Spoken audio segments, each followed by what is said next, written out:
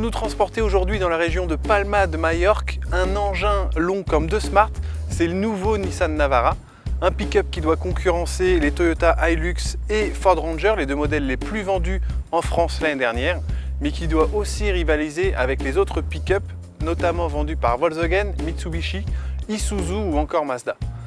Comme souvent sur ce segment, on peut choisir 2 ou 4 roues motrices, mais aussi différents types de cabines, à savoir la King Cab, avec 2 porte-avant classiques, 2 antagonistes à l'arrière et 2 strapontins, ou alors notre version aujourd'hui à l'essai, la version double cabine, la plus répandue en France, avec du coup un habitacle assez classique qui dispose de 5 places. En France, le segment des pick-up reste une niche. Nissan écoule entre 3000 et 3500 Navara par an. Mais évidemment, il y a d'autres marchés où la demande est beaucoup plus importante, notamment l'Amérique du Nord et le Canada, où, comme disent nos amis québécois, c'est vraiment un char qui est bien pratique. Et justement, nous autres aujourd'hui, on va aller l'essayer.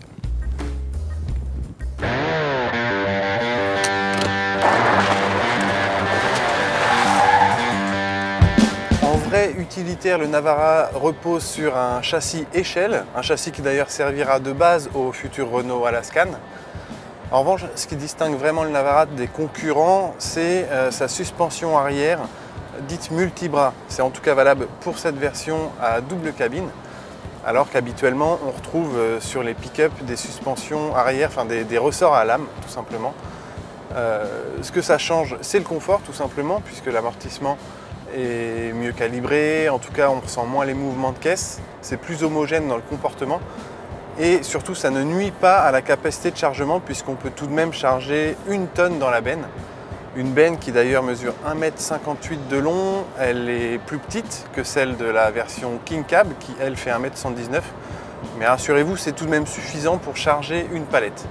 Et enfin, pour ceux qui veulent en faire baver à leur Navara, il faut savoir aussi qu'on peut tirer une remorque allant jusqu'à 3,5 tonnes. Donc c'est vraiment pas mal. Sous le capot, on retrouve un 4 cylindres diesel 2,3 litres DCI qu'on a déjà vu sur les Renault Master par exemple. Il est proposé en 160 et 190 chevaux. Et là, on le laissait aujourd'hui avec une boîte de vitesse automatique à 7 rapports. Alors, rien à dire dans l'ensemble, c'est relativement bien insonorisé. Et la boîte fait très bien son boulot, c'est très doux, on sent à peine le changement de vitesse. Alors côté transmission, donc c'est un véhicule 4x4 mais enclenchable, c'est-à-dire que lorsque vous restez avec cette molette sur la position 2WD, c'est une propulsion. En cas de besoin, il suffit de la placer sur 4WD et là on dispose d'une transmission intégrale permanente avec 50-50 en répartition, donc 50% du couple réparti sur l'arrière, l'autre moitié sur l'avant. Et pour se sortir des pires situations ou sortir un bateau de l'eau par exemple, il y a aussi les rapports courts. Donc une autre position sur la molette. Et là effectivement vous pourrez sortir des bois ou des chemins boueux, il n'y a pas de souci. Tout est prévu pour que les professionnels par exemple d'une exploitation forestière ne restent pas embourbés. Et enfin à bord, la présentation est classique mais élégante. L'ensemble paraît robuste. Alors effectivement, la qualité des matériaux, c'est pas extraordinaire, mais ce qui compte, c'est que ce soit solide et que ça dure dans le temps pour ce type de voiture. Et là encore, c'est un point fort du Navara, c'est son équipement. Niveau sécurité, c'est très bien, avec 7 airbags par exemple, y compris un pour les genoux. Il y a aussi le freinage d'urgence automatique.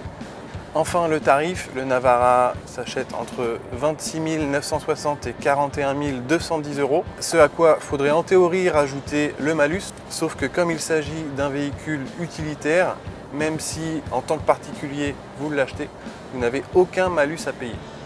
Et dernière chose pour cette voiture fabriquée à Barcelone, comme sur l'ensemble de sa gamme utilitaire, Nissan propose une garantie de 5 ans et 160 000 km. A bientôt sur Automoto, n'hésitez pas d'un petit clic à vous abonner sur nos pages Facebook ou YouTube. Allez, on se retrouve bientôt, salut!